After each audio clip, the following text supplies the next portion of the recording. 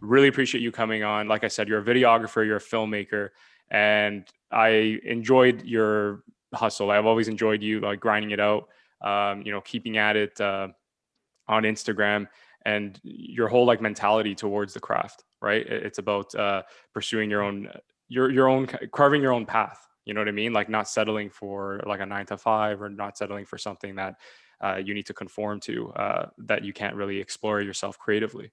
So I want to know, man, with this career, this profession, why did you pursue it? What was it about it? I mean, I guess I could start from the beginning. Like, I mean, of course, you mentioned how we met at Bal. Like, Yes, of course.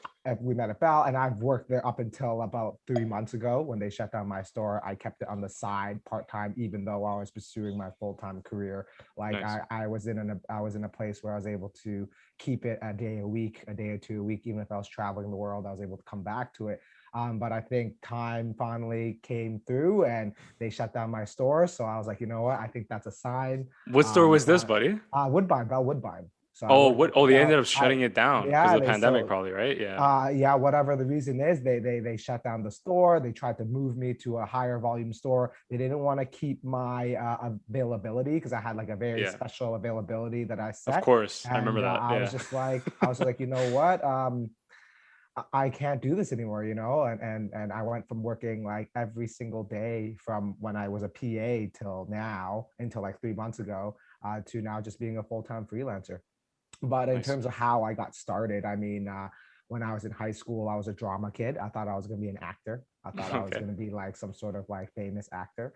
Right. And I was on improv. I did a couple school plays. And then pretty much I was doing the high school, like the media yearbook, like the video yearbook. And Hmm. we were like videographers. We had like a shitty media class that I really, really enjoyed. It was like, Yeah. because my school wasn't like an art school. We had like handy cams, and we had this like intro to media class. I took one for Exactly. like The history magic. of media or something. Yeah. Yeah, Yeah. yeah. And so pretty much we picked up a camera, we shot like video yearbook stuff. We went to like baseball games, football games, and you know, me and my best friend Tex, who's like a stand-up comedian. Back in the day, we used to MC like talent shows. We used to MC like events at school, and we were just like really larger than life personalities.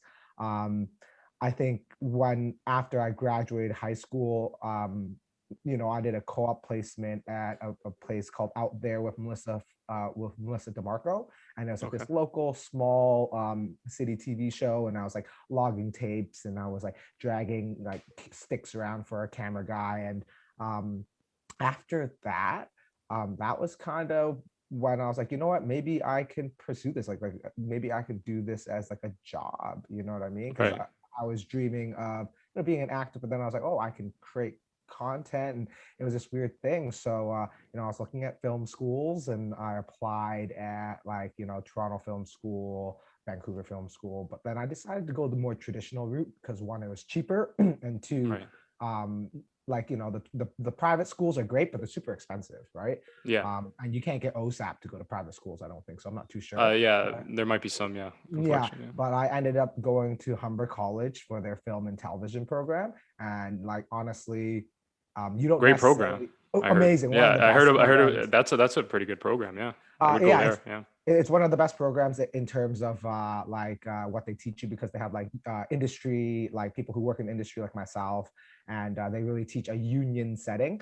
So since Yeah. it's film and television production, they're more based on like the bigger sets, and they teach you how to like do your role. What I do now isn't necessarily the union, but you know, I learned a lot from there.